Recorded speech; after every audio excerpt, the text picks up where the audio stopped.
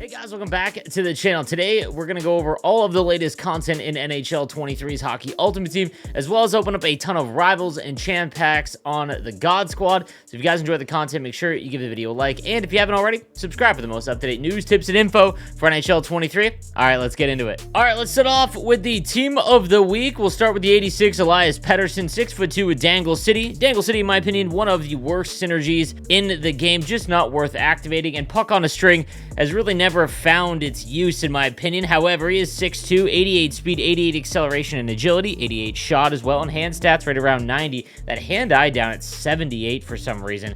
Has 82 on the draw, so he could play center if you are good on the faceoffs. Elias Pettersson cards in the past, for me, in prior games, have been a lot like Mitch Marner cards, where he has decent size, but he just gets bumped off the puck so easily, more than likely due to him only being 176 pounds in game. I'm not sure what it is, but he does get a pretty decent card here for the Team of the Week. Then we get the resurgent 84 overall Tyler Seguin, and the Dallas Stars are absolutely popping off. It's so wild to me that Carlson, Ben, Seguin, all those guys, even Crosby, are having great years, and it just like, this is like 6 years ago or something. But nonetheless, he gets Magician.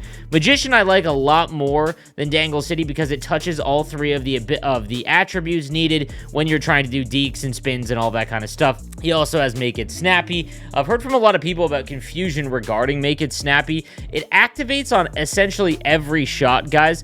I know that I mentioned in the icons video that I just put out that I want to try it out more thoroughly because the game just registers almost every shot as a snapshot. So just something to keep in mind. I'll let you guys know once I find out and I find a card that I can activate it on that I like. Then we've got the 85 William Nylander with Protector and Close Quarters. Close Quarters is a great ability and low-key for an 85 overall, 89 speed, 89 acceleration, 90 agility, mid to high 80 shooting, hand stats at 90 as well. This is a great right-handed winger card if you are looking for maybe your no money spent, you don't want to spend 100,000 coins on a card. This is definitely a sneaky option for you, the 85 William Nylander. Jake Guentzel gets an 85 with Thief and Schneip. Schneip was another ability, a lot like Make It Snappy last year, that it just was very difficult to notice. It activates, it looks good, but it doesn't really seem to do anything that normal shooting does already. However, the X-Factor Pasternak, I have Schneip on him, and his shot seems like automatic on the low or high far side shots. So maybe on wrist shots, or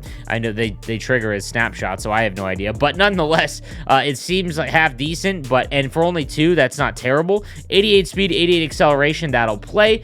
And then defensively, he's got 89 defensive awareness, 90 stick checking with Thief activated. Thief is one of the best non-skating synergies you can have in the game. Sam Reinhart gets an 84 with Workhorse and No Contest. Sam Reinhart cards, unfortunately, while he's got a good size, just always so slow. Reminds me a lot of Barkov. Just his skating is so hammered early on from his base card. There's really no way that you could use him outside of maybe in squad battles. So keep that in mind. Unless he gets double skating synergies, it's really tough to use him. Joel Eriksson Ek, the Evo great card last year with Light the Lamp and Tape to Tape. Great size, 87 speed, 86 acceleration. I wish his faceoffs were a little bit higher, or if he got Thief. But he's going to be a great center build just because he's 6'3", 207. He's going to be able to hold on to the puck forever.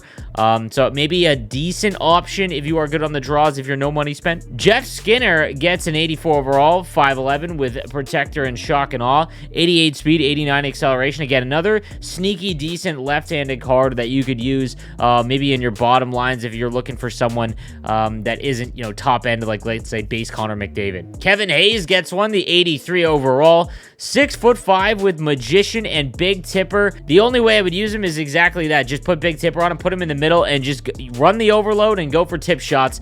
He is 6'5", so defensively he's going to be phenomenal. Face-off rating is really low at 79 for this stage of the game. However, if you are elite at face-offs, and if you're not, go watch my face-off video.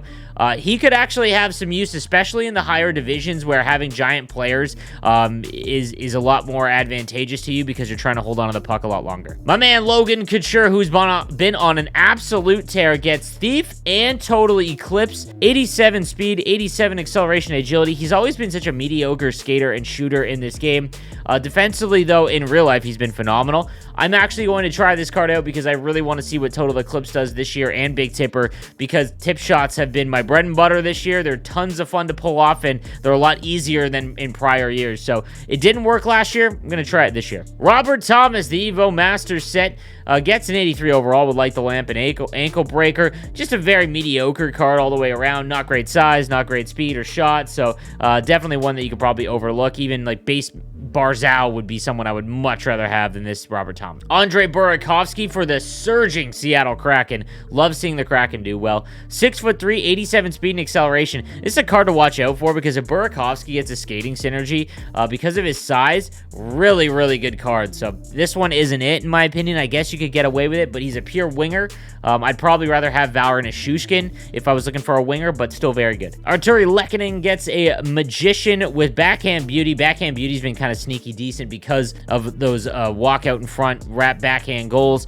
87 speed and acceleration is fine. Nothing great. He's only got 81 body checking. Is 5'11", so not really a card that I'd personally go after. On to defense, we've got an 88 Adam Fox, who's low-key having a very good season.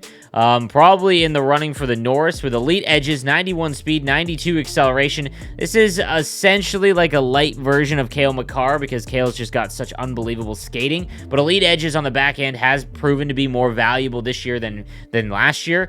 A 90 defensive awareness, 91 stick checking, very good card all the way around. Not a huge fan of Light the Lamp at all on Adam Fox, but still a decent card if you're looking for a right-handed defenseman. I've been using his 86, and I've been struggling a little bit with him. I'm looking to replace him with probably last week's Team of the Week, Dougie Hamilton, but still decent. And if it wasn't for Erik Karlsson, he'd probably be closer to that Norris, but Eric's got that locked up right now, at least. Gladiator and Wheels, 90 speed, 90 acceleration. There's been so many Erik Karlsson cards. He's great early on because there's not very many good skaters on the back end. I'm not huge on Wheels with anyone that is under 90 or around 90 speed. You want to have it a bit higher for that because of the cost and just the advantages you get. Body checking is always going to be an issue, but Gladiator is the perfect synergy for him. Erik Karlsson cards have been great so far this year. Cam Fowler, the Evo card, gets his 83, 6'2", a protector and seeing eye.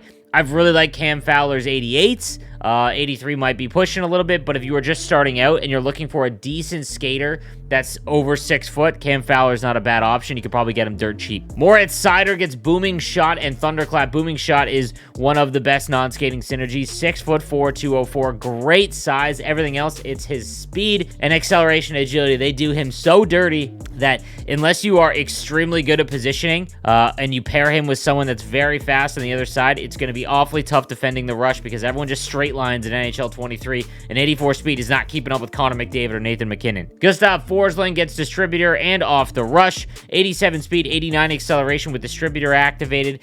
His defensive awareness is just too low for me to want to put him on the back end.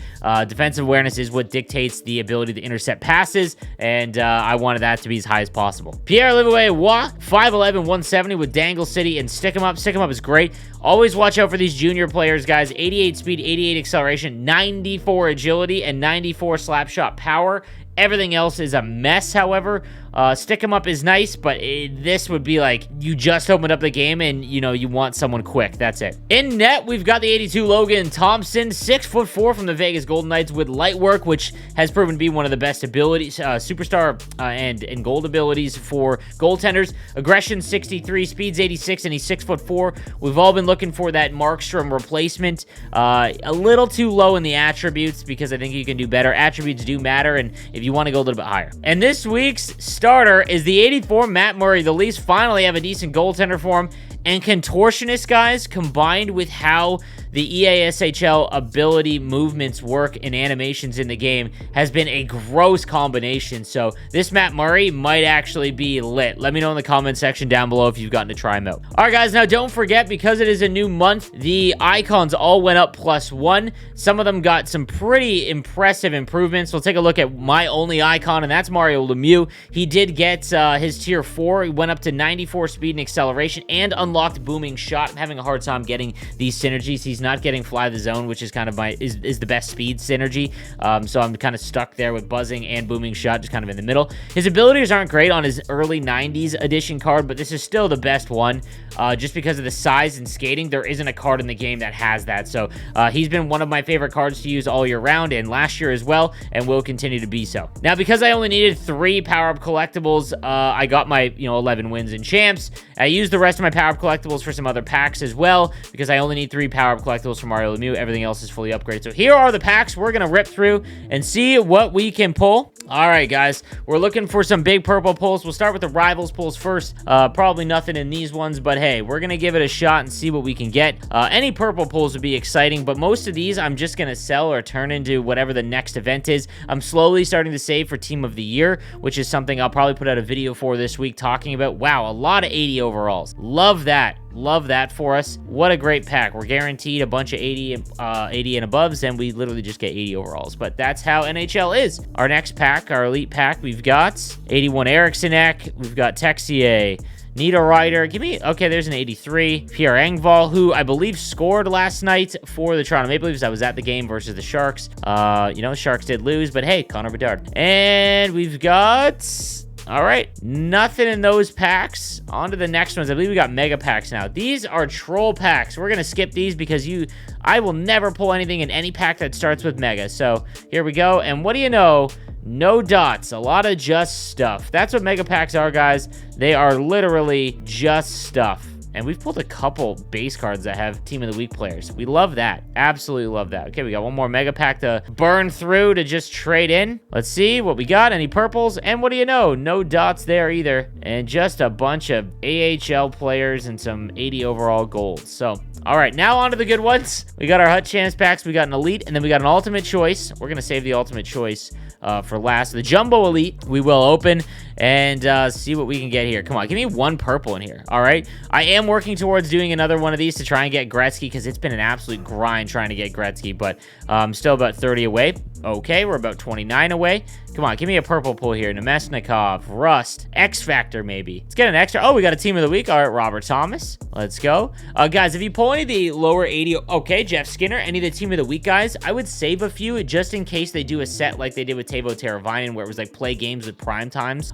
So just keep any of the lower ones. There's no point, you know, 83 and above maybe, because you can trade them in for collectibles, but I'm just keeping a few just in case. So we got some Team of the Weeks there, but now we're down to our final big pack. Was Hut Champs worth it? All right, here we go. Let's get after it. We're looking for a big purple pull. We need one to save the pack opening. Come on, man. Give us something. Carlson's got a Team of the Week. Oh, and we get an 85 Josh Morrissey, so that's not bad. We can use him in sets. Again, I've got a ton of 85s ready for Team of the Year. Cabo Caco, Steven Stamkos. We've got Eichel. That's a great early October pack, but alas, not going to work for us. Haven't pulled an X Factor in a while. All right, purple base Sidney Crosby. Hey, we asked for a purple and we got it. Let's go. All right, we'll take Sid. You know, there's, okay, 85 Kaprizov, not a bad. All right, we've got a couple of 85 and aboves. All right, though, that'll play. That'll play. Now, round 4 never pulls anything, but that's okay. We'll get 80s and whatever. See, there's Craig Smith,